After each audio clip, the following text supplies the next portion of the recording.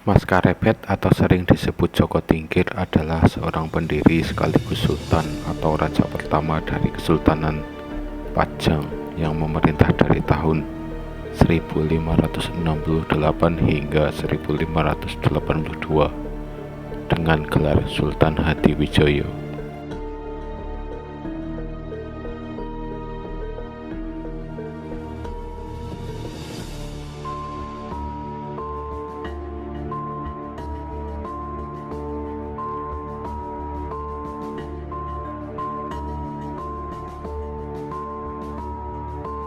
Nama aslinya adalah Mas Karebet.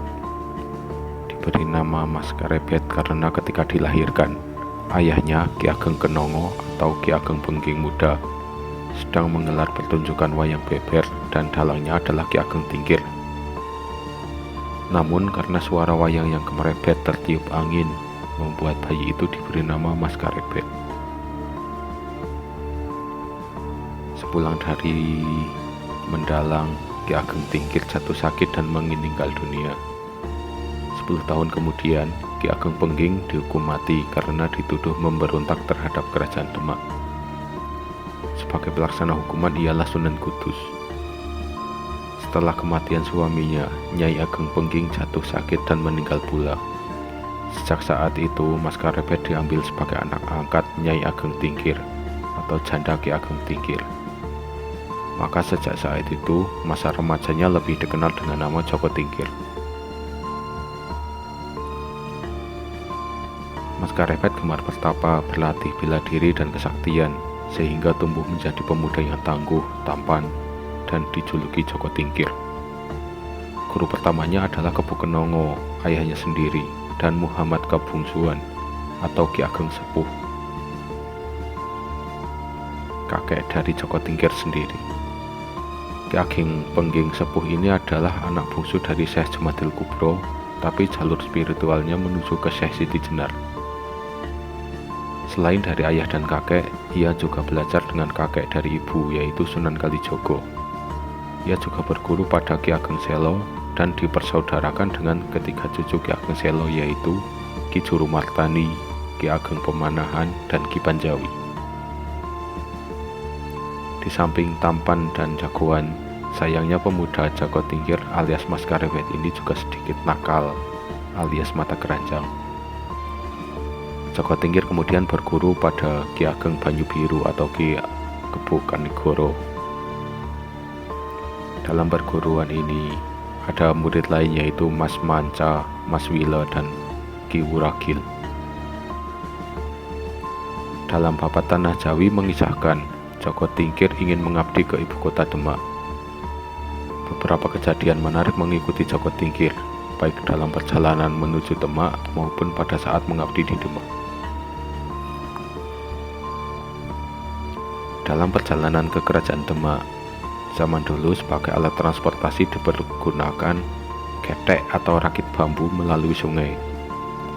Joko Tingkir ditemani oleh teman seperguruannya, Mas Monco, Mas Wilo, dan Ki Wuragil.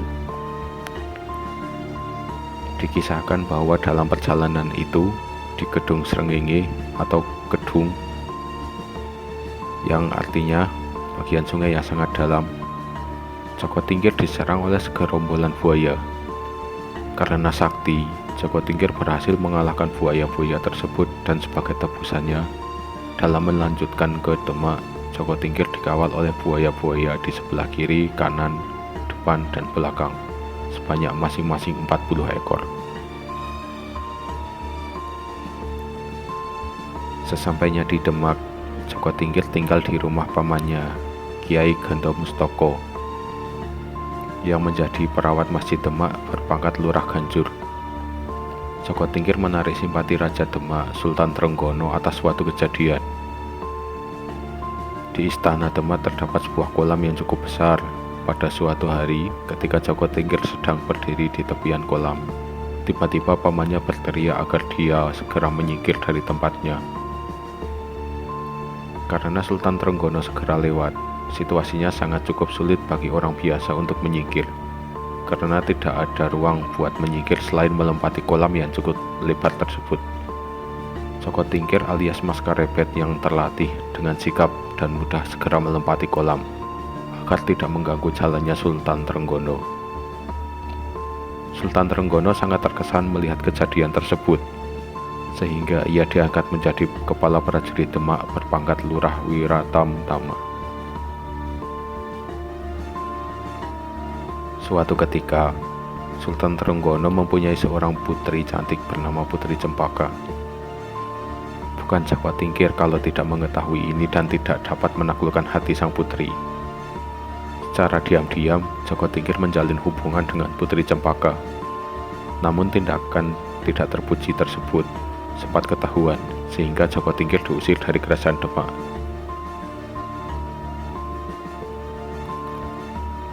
Pada suatu hari, Sultan Trenggono sekeluarga sedang berwisata di Gunung Prawoto.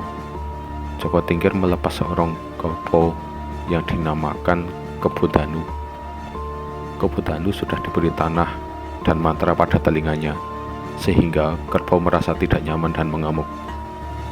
Kerbau itu mengamuk menyerang pesanggerahan raja, di mana tidak ada prajurit yang mampu menaklukkan si kerbau. Sultan Trenggono memerintahkan bala tentaranya untuk mencari Joko Tingkir yang diharapkan dapat menaklukkan kerbau tersebut. Joko Tingkir diketemukan dan tampil menghadapi kerbau ngamuk. Kerbau itu dengan mudah dibunuhnya. Atas jasanya itu, Sultan Trenggono mengangkat kembali Joko Tingkir menjadi Lurah Wiratamtama. Prestasi Joko Tingkir sangat cemerlang meskipun tidak diceritakan secara jelas dalam babat Tanah Jawi. Hal itu dapat dilihat dengan diangkatnya Joko Tingkir sebagai Adipati Pajang bergelar Adipati Hadiwijoyo. Ia juga menikahi Ratu Mas Cempoko, putri Sultan Trenggono. Sepeninggal Sultan Trenggono tahun 1546, putranya yang bergelar Sunan Prawoto seharusnya naik tahta. Tapi kemudian ia tewas dibunuh Aryo Penangsang tahun 1549.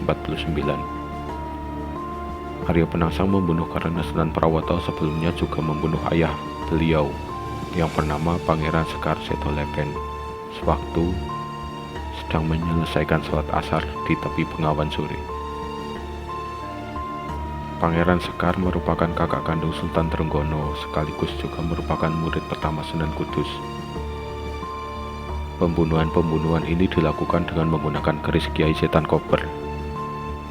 Selain itu, Aryo Penangsang juga membunuh Pangeran Hadiri, suami dari Ratu Kalinyamat yang menjadi Bupati Jepara.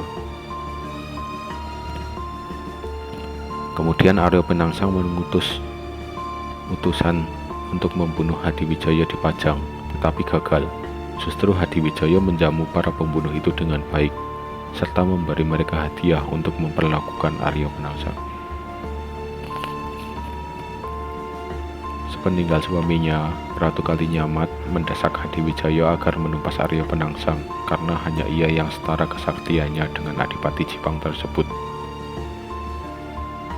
Hadiwijaya segan memerangi Aryo Penangsang secara langsung karena sama-sama anggota keluarga Demak dan merupakan saudara seperguruan, sama-sama murid Sunan Kudus. Maka Hadiwijaya pun mengadakan sayembara. Barang siapa yang dapat membunuh Aryo Penangsang akan mendapatkan tanah Pati dan Mentau atau Mataram sebagai hadiah. Sayembara diikuti kedua cucu Ki Ageng Selo, yaitu Ki Ageng Pemanahan dan Ki Panjawi. Dalam perang itu, Ki Juru Martani berhasil menyusun siasat cerdik sehingga Sutawijaya atau anak Ki Ageng Pemanahan dapat menewaskan Aryo Penangsang setelah menusukkan tombak Kiai Pleret ketika Aryo Penangsang menyeberang Bengawan Sore dengan mengendarai kuda jantan Gagak Rimang. Setelah peristiwa tersebut, pusat kerajaan kemudian dipindah ke Pajang dengan Hadiwijaya sebagai raja pertama. Demak kemudian dijadikan kadipaten dengan anak Sunan Prawoto yang menjadi adipatinya. Hadiwijaya juga mengangkat rekan-rekan seperjuangannya dalam pemerintahan. Mas Monco dijadikan patih bergelar Patih Monconegoro, sedangkan Mas Wilo dan Ki Wuragil dijadikan menteri berpangkat Ngabei. Sesuai perjanjian sayembara, Ki Panjawi mendapatkan tanah Pati dan bergelar Ki Ageng Pati. Sementara itu, Ki Ageng Pemanahan masih menunggu karena seolah-olah Hadiwijaya menunda penyerahan tanah Mataram. Sampai pada tahun 1556, tanah Mataram masih ditahan Hadiwijaya. Ki Ageng Pemanahan segan untuk meminta Sunan Kalijaga selaku guru tampil sebagai penengah kedua muridnya itu. Ternyata alasan penundaan hadiah adalah dilakukan karena rasa cemas Hadiwijaya ketika mendengar ramalan Sunan Prapen bahwa di Mataram akan lahir sebuah kerajaan yang mampu mengalahkan kebesaran Pajang. Ramalan itu didengar saat ia dilantik menjadi raja usai kematian Arya Penangsang. Sunan Kalijaga meminta Hadiwijaya agar menepati janji karena sebagai raja, ia adalah panutan rakyat.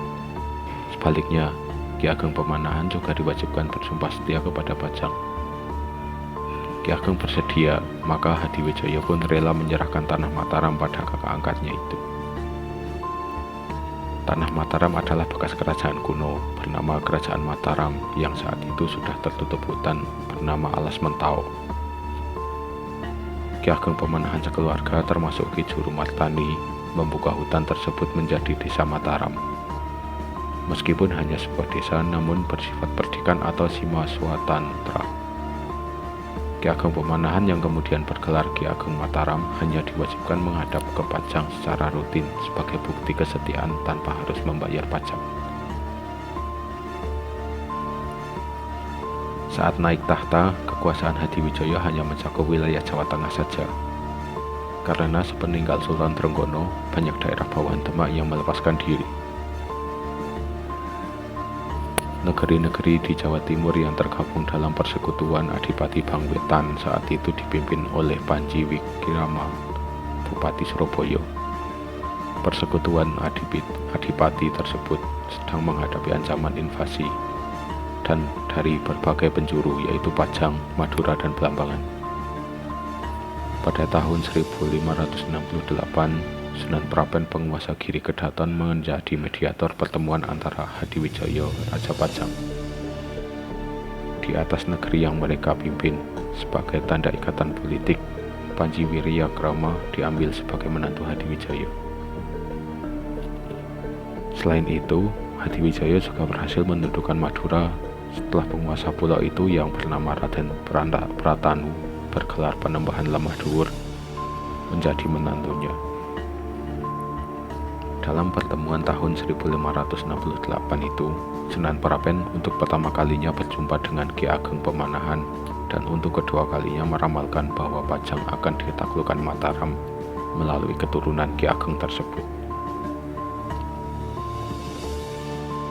Mendengar ramalan tersebut, Hadiwijaya tak lagi merasa cemas karena ia menyerahkan semuanya pada kehendak takdir.